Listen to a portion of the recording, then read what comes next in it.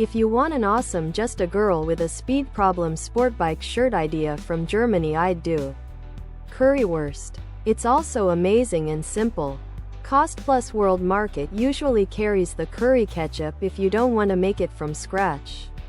But that only helps if you're in the USA. Ghanaian coworker of mine called that groundnut soup. And he would eat it with a mashed root veggie side dish called fufu, which I think was cassava, but I'm not entirely sure.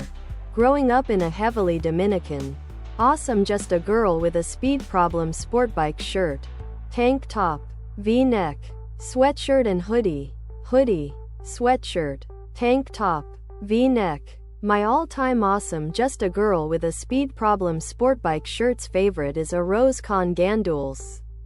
And no matter how hard I try to make it, it's not the same as eating rice from a Dominican mom.